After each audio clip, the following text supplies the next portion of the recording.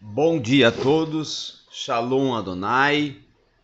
Eu estou aqui nesse momento para mais uma produção, mais uma apresentação, mais uma aula, mais um momento de diálogo, de exposição de assuntos referentes à nossa transição e transitar teológico.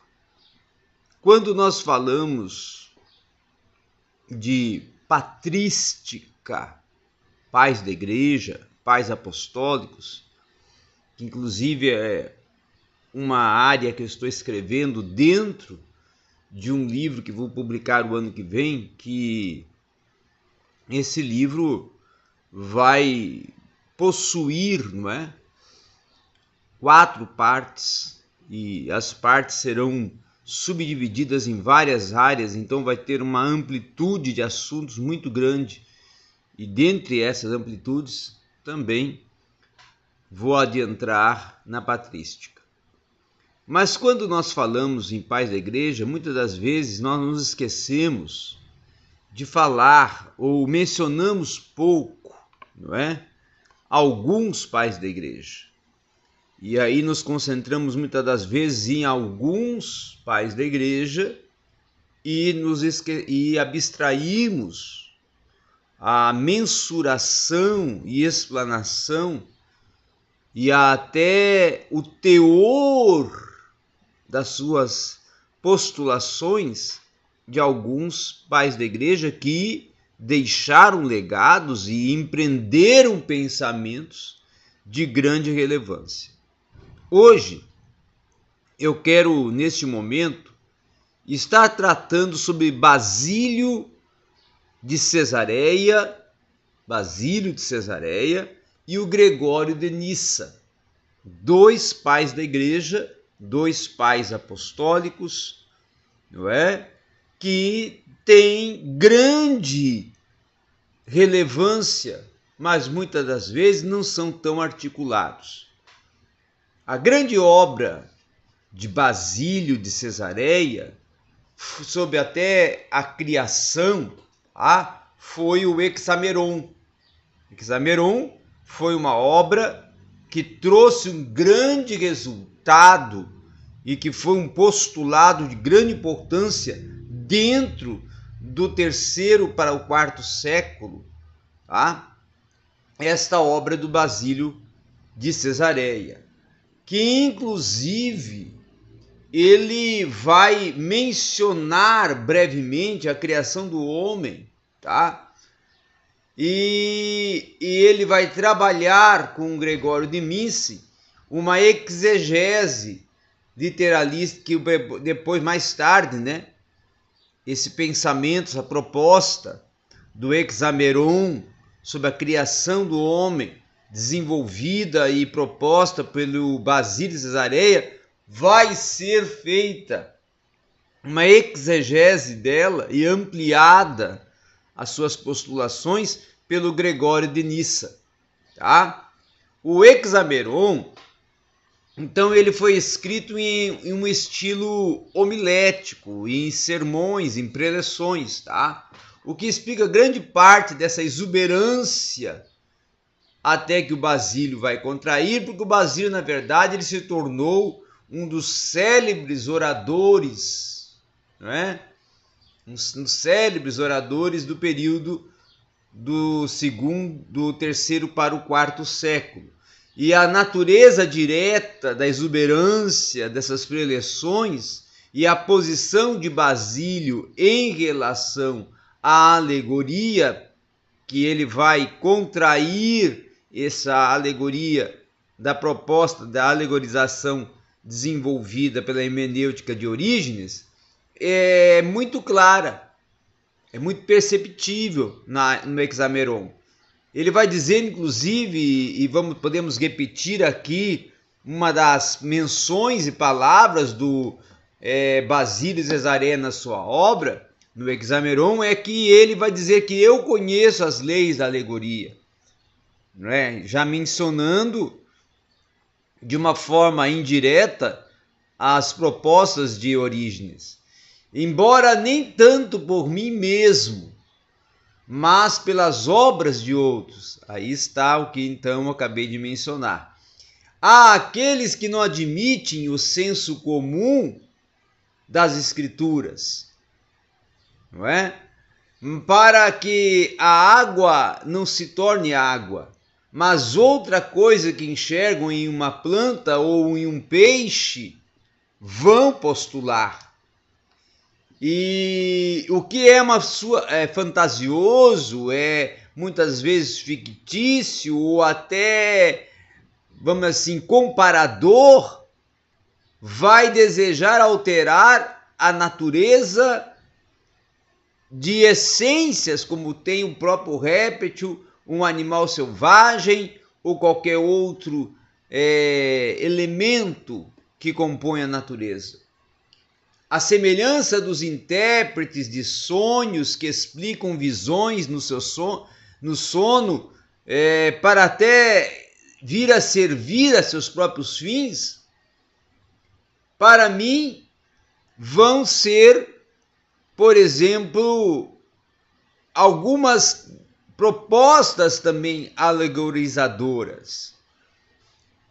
E aí eu posso aqui até mencionar a uma comparação feita por Pedro em uma das suas epístolas, quando ele escreve: para mim a erva do campo que ele vai utilizar, não é?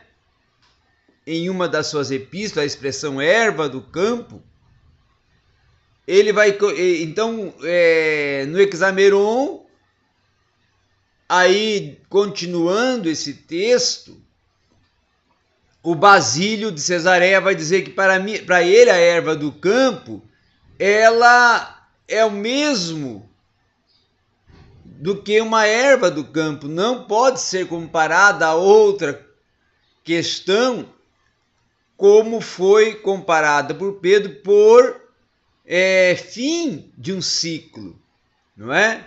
Nasce-se a erva, cai a erva, não é? Planta, peixe, animal selvagem, animal doméstico, vai compreender todos eles em seu sentido literal. Basílio. Pois não me envergonho do Evangelho, ou seja, não posso alegorizar o Evangelho, é o que estava dizendo, em outras palavras, Basílio de Cesareia. E mais adiante, ele ainda vai alcançar essa proposta e vai aumentar e ampliar, dizendo no Hexameron ainda assim que acaso eu vou preferir a sabedoria insensata aos oráculos do Espírito Santo? Ou seja, vou dar mais valor a uma alegorização do que a literalidade do Evangelho, estou parafraseando o que postulou e argumentou e inquiriu Basílio no Hexameron. E aí ele vai dizer: porque não exaltarei aquele que, não desejando encher nossa mente com essas futilidades, regulou toda a economia das Escrituras com vistas à edificação e aperfeiçoamento de nossa alma? Em minha opinião, é isso que não compreenderam aqueles que se entregaram ao significado distorcido da alegoria e se empenharam em dar às Escrituras uma majestade que ela mesmo inventou e propôs. Consideraram mais sábios esses que alegorizaram, mais sábios do que o Espírito Santo, e apresentaram ideias próprias sob o pretexto de exegese. Então, na verdade, aqui nós vemos claramente o Basílio de Cesareia contrapondo Orígenes e batendo de frente com Orígenes. No princípio, nós vamos ver que Deus criou o céu e a terra e como está aqui postulando também no Hexameron o Basílio Cesareia, e aí ele vai dizer que essa proposição em seu sermão relata a integralidade da criação e não pode ser alegorizada, e que a beleza está na integralidade. Então o Basílio é comparado a um autor humano que, enquanto Filo, não é, o de Alexandria, vai o comparar somente como um articulador. Basílio então acreditava e defendia que Moisés, inspirado pelo Espírito Santo, é que escreve, mas a mudança de ênfase é que é notável e significativa. Tá? Então, na verdade, o Basílio vai mencionar que alguns elementos da ordem criada vão dizer que estão como se tornassem, ou vão propor como se tornassem teorias, mas são verdades espirituais. Teorias da natureza, da matéria, que são muito diversificadas, mas dentro da proposta de Gênesis, não é teoria, mas é uma verdade em forma de teoria. Então essa seria a visão e proposta de Basílio de Cesareia. Então, ele, ao tratar, por exemplo, do espírito que era sustentado sobre a face das águas, Basílio vai considerar que é a possibilidade, tá, de que se tenha em mente um tipo de vento, mas acaba-se se posicionando a favor de uma visão de que vai tratar-se de uma referência ao Espírito Santo, como até então sempre havia sido a interpretação da igreja. No entanto, Basílio também, o que nós precisamos comparar, que a interpretação dele enquanto autor e escritor vai ser a mesma até proposta pelo Eusébio de Samosata, não de Cesareia, tá? Que vai alegar haver uma expressão desse tipo dentro também da língua siríaca. No entanto, mais próxima, inclusive até do hebraico original. Era provavelmente então a mais correta a ser observada. E aí Basílio vai adotar essa interpretação e dizer que o texto significa o Espírito, acariciando a natureza das águas, como uma ave que cobre seus ovos. Uma interpretação, inclusive, que pode se parecer estranha para os leitores modernos, mas o Basílio vai utilizar e vai ser recebida e observada e gerar legado nos primeiros séculos da igreja, no período até que podemos dizer de 4º até 6º século pós-Basílio. Tá? Então, sob o firmamento, por exemplo, Basílio vai dizer que alguns prodígios acontecem, e aí Basílio vai terminar a sua proposta e seu texto sobre criação, exaltando a beleza e a bondade da criação que vem diretamente da mão do Criador, o artista da matéria. Então nós vemos que Basílio Cesareia foi um expositor que trabalhou a integralidade do texto, tá? E aí quando nós nos voltamos para o Gregório de Nissa, nós vamos falar que o Gregório de Nissa é aquele que vai escrever um tratado que vai possuir aproximadamente 30 capítulos, intitulado de Apophia Homiris. E também depois escreve um outro, Apophia Hominis, que seria a criação ou sobre a criação do homem. Então não é um sermão que vai desenvolver o Gregório, o Basílio, o Gregório de Nissa, interpretando Basílio de Cesareia ou até ampliando as posições do Gregório de Nissa, dentro do que escreveu Basílio. Mas, na verdade, é um sermão sobre uma obra de teor filosófico, tá? Que vai desenvolver o Gregório de Nissa, utilizando as postulações do Basílio de Cesareia, desenvolvendo uma exegese para ampliar até algumas propostas discorridas e defendidas pelo Basílio. Então, o Gregório, ele vai desenvolver uma hermenêutica até essencialmente alegórica. E aí ele vai contrapor o Basílio. E até depois que ele faz um resumo dessa obra do Basílio, Gregório então vai continuar analisando principalmente a criação da humanidade com uma certa riqueza de detalhes, em que, como assim Filo, ele vai acreditar e defender que a humanidade foi criada por último porque Deus queria preparar o mundo e deixá-lo pronto para ser habitado pelo homem. Isso quem escreve? Gregório de Nissa.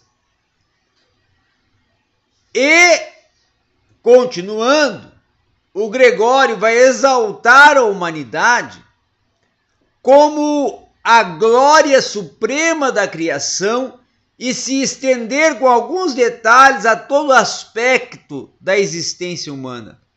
E ele vai tender, inclusive, a assimilar a imagem de Deus ao domínio de homens e mulheres que receberam sobre as criaturas, até embora isso esteja implícito em vez de claramente afirmado, de uma forma de considerar a mente um acréscimo à imagem, para fazê-lo refletir até mais plenamente a natureza de Deus. Depois até, inclusive, de uma longa análise da mente e da sua relação com a alma, aí o Gregório de Nissa vai voltar a articular o problema relacionado à imagem Dei, o imago Dei, a imagem divina, tá? Imago Dei, imagem divina. Gregório vai falar que observa as escrituras dizendo e postulando que a imagem divina ela abarca tanto o masculino como o feminino, o que é um afastamento do protótipo, visto que em Jesus Cristo não há homem nem mulher. Gregório vai concluir a partir disso que a natureza humana é uma combinação do racional e não do irracional. O aspecto racional, para o Gregório de Nissa, é o elemento divino, que não vai admitir a distinção de masculino e feminino. O irracional está estreitamente ligado à nossa sexualidade e nossa natureza animal. Naturalmente, então, nós podemos ver que Gregório vai preferir primeiro, vamos assim, defender o restante do tratado, se dedicando integralmente a nos convencer de que a vida em Deus é muito melhor do que o prazer sexual ou outras formas de indulgência carnal.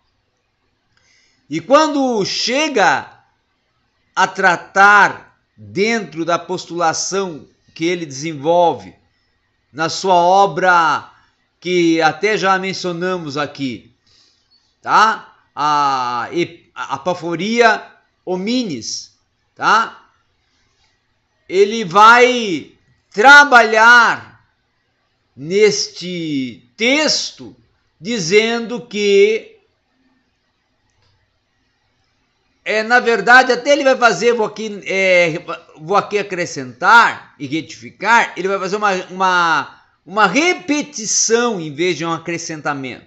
Ele vai repetir a convicção comum, tá? Do que até casual, que é justamente trabalhar a questão do seduzido por seus sentidos.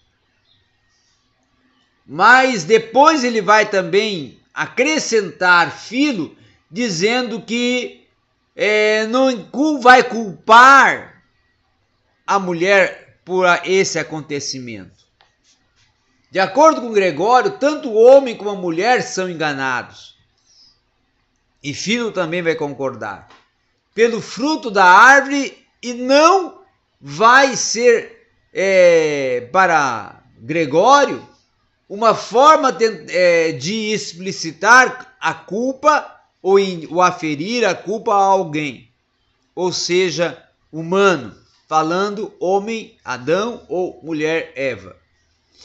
O restante do tratado sobre a queda e sobre até todo o desenvolvimento do texto defendido por ele no seu Apifácio Hominis é justamente, de acordo com Gregório, tanto homem como mulher são enganados pelo fruto da árvore. Ele não vai retratar a mulher como uma tentadora má. Inclusive, o restante do tratado dele se torna uma análise da ressurreição, incluindo o que significa até, inclusive, afirmar que o corpo irá ressuscitar. O foco está inteiramente no fim dos tempos, no juízo final e na vida dos redimidos no céu. Então ele transpõe para uma articulação escatológica. E aí ele termina essa dimensão escatológica, sua obra, escrevendo que a característica do cristianismo, e que não vai poder nunca ser ignorada, se vista ou se está absorvido de uma explicação do propósito da criação. Em contraste com as palavras do Gregório de Nissa, e também até podemos dizer assim, do próprio até Basílio Cesareia, o Filo de Alexandria vai acentuar, dizendo que o início e toda a teologia solidamente está enraizada no plano eterno de Deus para a salvação da raça humana. Então, o início de todo o argumento teológico e de toda a proposta é o plano eterno de Deus para a salvação da raça humana. E nós observando e olhando toda essa articulação e fechando essa aula, nós podemos ver que tanto Gregório de Nissa como o Basílio de Cesareia vão ser articuladores em dados momentos, até concordando um com o outro, havendo uma concordância,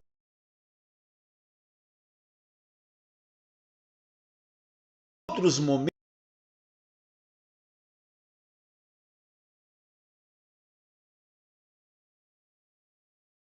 até contrapondo, tá? O próprio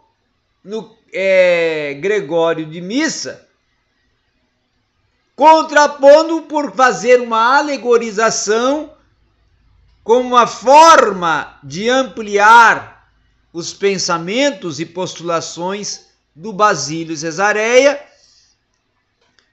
E aí, mais tarde, Filo de Alexandria vai trabalhar uma articulação utilizando as postulações tanto do Basílio como do Gregório, colocando a sua posição arraigada à proposta da filosofia dentro do que articula o Basílio e o Gregório.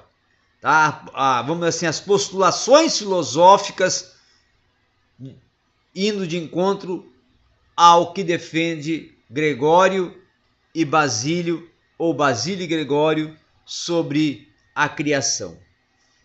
Que estão os dois indo um encontro, no caso o Gregório, indo ao encontro de Basílio, dentro da obra do Hexameron, e aí surgindo toda uma articulação, tá? Que vai desenvolver o Gregório na sua obra Apófisis Hominis. Obrigado a todos.